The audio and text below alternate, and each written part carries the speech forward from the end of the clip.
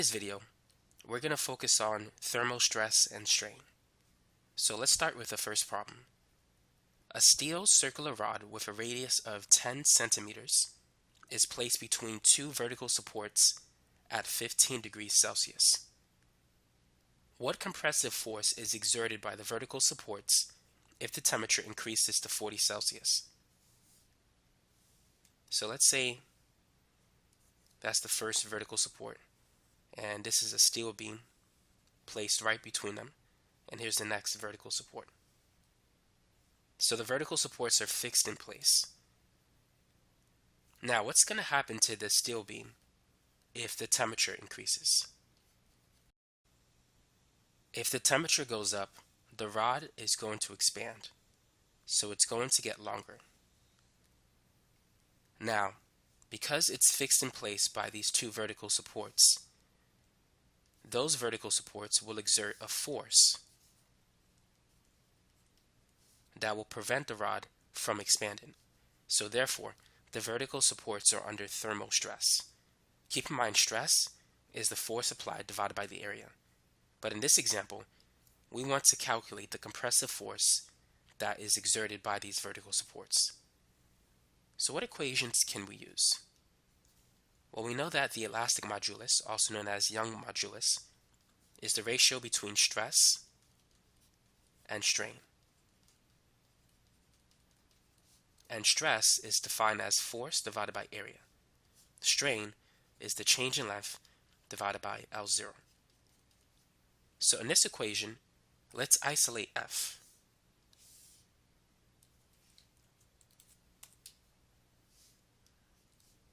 So first we need to rearrange this fraction. So right now we have that E is equal to F divided by A, and that's divided by the change in length over L0.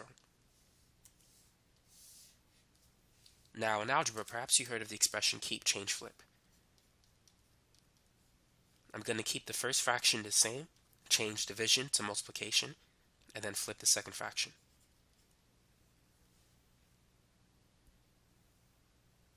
So now let's multiply both sides by A times delta L. So on the right side, these will cancel. On the left side, we're going to have E times A times delta L, and that's equal to F times L0.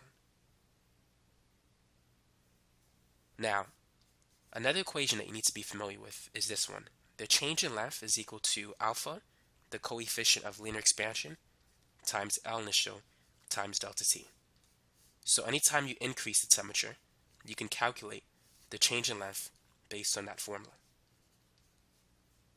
Now what I'm going to do is replace delta L with this expression.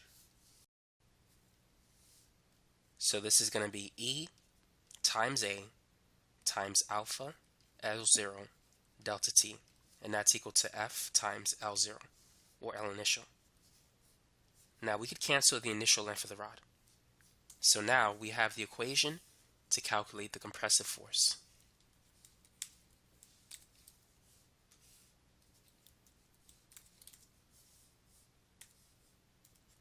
So the compressive force is going to be the elastic modulus, or Young's modulus. These are the same. So you might see this symbol in the equation. So it's E times A times alpha times the change in temperature.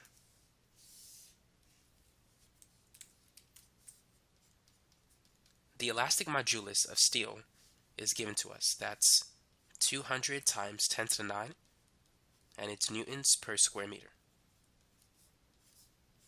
Now to calculate the area, we have a circular rod, so the area is going to be pi r squared.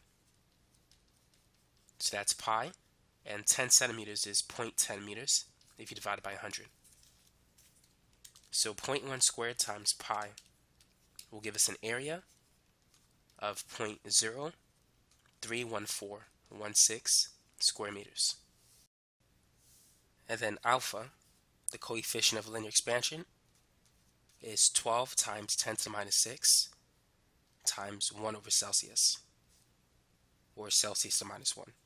And then the change in temperature, which is the difference between the final temperature and the initial temperature, So that's 40 minus 15. So that's a change of positive 25 degrees Celsius. So notice that the units square meters cancel and also Celsius cancels. So we're going to get the force in newtons. So it's going to be 200 times 10 to the 9 times 0.031416 times 12 times 10 to the minus 6 and then times 25.